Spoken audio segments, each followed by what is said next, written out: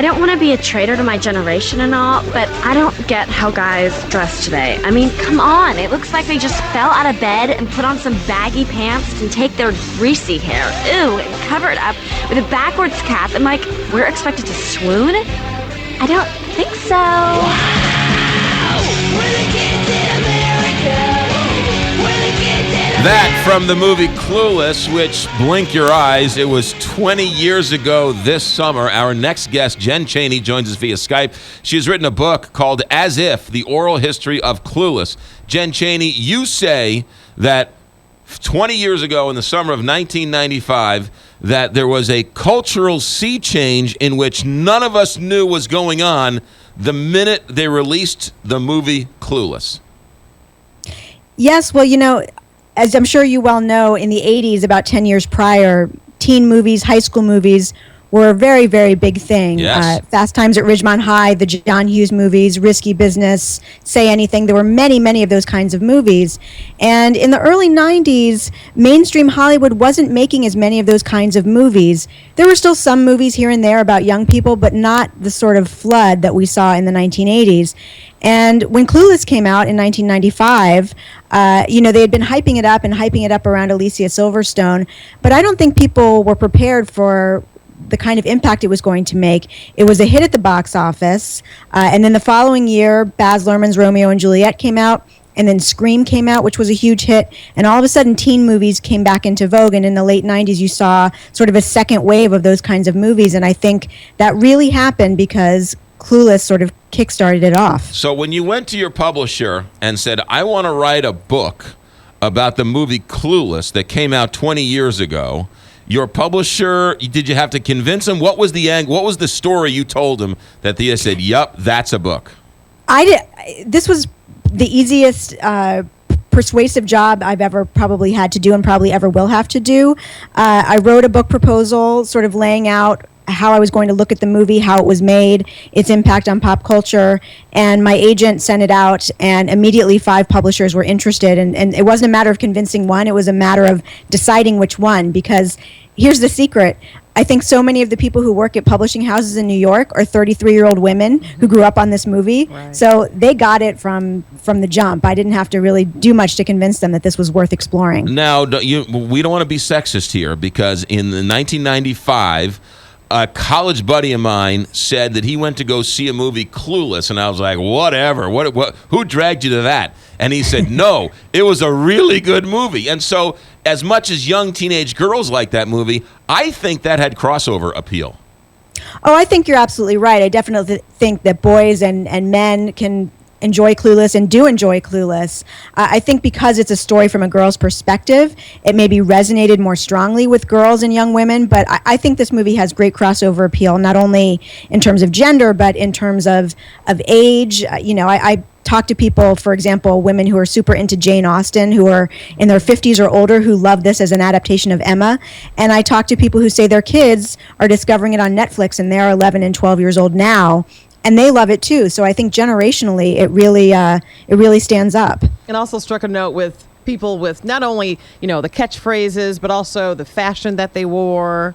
It's had a lot of followers that liked all of that. It was just a perfect mix of everything. Yes, the fashion, it was funny when the movie came out, they were trying to figure out maybe some ways to do a clothes tie-in or something like that. And because, again, people didn't necessarily understand what a big hit it was going to be, a lot of the stores weren't necessarily interested in that. And then when the movie came out, one of the executives at Bloomingdale's had said in some articles in the press, like, I wish we had actually done what we were supposed to do and been on top of this, because there were so many girls who wanted plaid skirts and over-the-knee socks, and Bloomingdale's, among other stores, didn't have what they needed right away, and they had to kind of play catch up on that. How close was the movie to never being made? Very close, actually. It started out as a TV pilot for Fox. Amy Heckerling had written it as a TV show. Fox decided they didn't want to make the pilot, but then Amy's agent suggested, I think actually this could be a movie. So that's when she went back to Emma and looked at that novel and sort of saw how she could take what Jane Austen did narratively and update that for 1995 in Beverly Hills.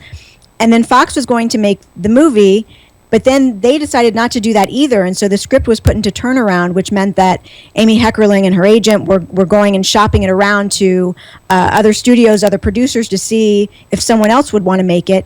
And just about everybody in Hollywood turned it down. It wasn't until they got to Scott Rudin, who was a producer and still is a producer and had a relationship with Paramount Pictures. When Scott Rudin bought into it exactly as Amy Heckerling envisioned the movie, that's when it finally got made. But yes, a lot of people said no. A lot of people didn't get what this was, except for Scott Rudin. The book is called As If, The Oral History of Clueless. It created Brittany Murphy. It created Paul Rudd. Paul Rudd's now a big, giant star, opening up with Ant-Man this weekend. If Paul Rudd's not in that movie, does Paul Rudd do Ant-Man today? That's a great question. I mean, I think Paul Rudd is so talented and such a likable presence on screen that I'm sure there would have maybe been some other project that he would have found eventually that would have gotten him on people's radars. But I still think there are a lot of people who have great affection for him because of Clueless. In fact, in the book, I talked to Amanda Hess, who's a writer for Slate, and she was saying, I think there's a lot of us who follow his film career and remain loyal to him no matter what he does because we fell in love with him in this movie. So I think it absolutely had a lasting impact on his career, which, of course, he has taken in its own direction in his own right. But, yeah, I think it made a big difference for him, among others. The lead character, Alicia Silverstone, she was in the Aerosmith video. She was in that great movie, Crush, which was a creeper of a movie, but it was great. So she was a star waiting to happen. She was right there on the cusp. But her character, the Valley girl before Clueless was clueless, but she's not clueless. She's actually a very smart Valley girl. So it was that juxtaposition that I think caught the world on fire. I would agree with that. I think a lot of people maybe saw the trailers for Clueless or saw the poster and thought it was about a young girl who maybe isn't very smart.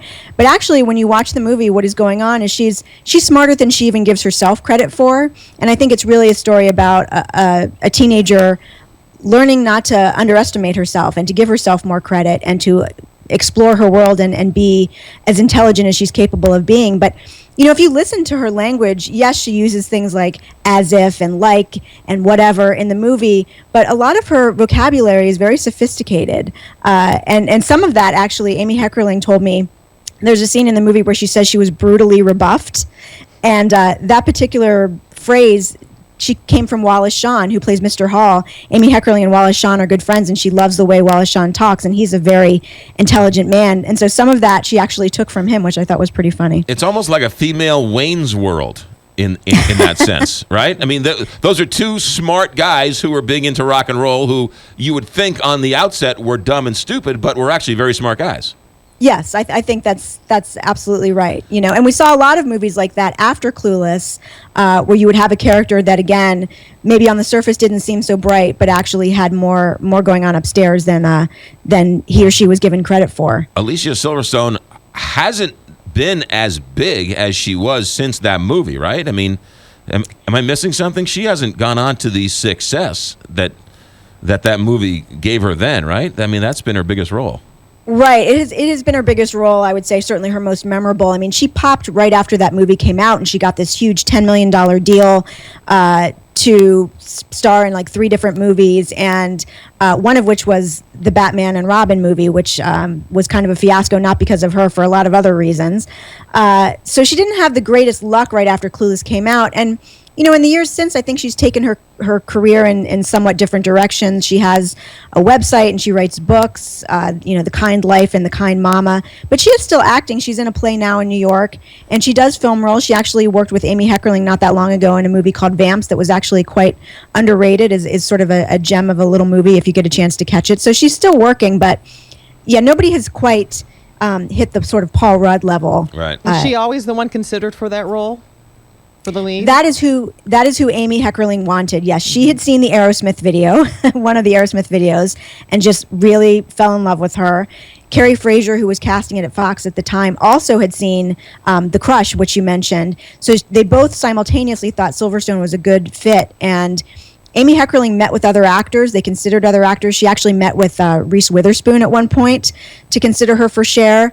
But she had her heart set on Silverstone from the very beginning and really stuck with that as the right person. And she clearly made the right call. She's perfect for that part. They also met with Tiffany Amber Thiessen, right?